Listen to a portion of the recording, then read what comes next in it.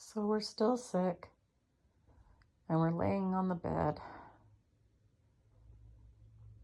Managed to drag ourselves into a shower and take the garbage out. It took every ounce of energy.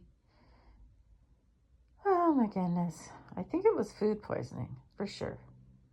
And my guys, look at them. They're so happy. I've been home for 2 days.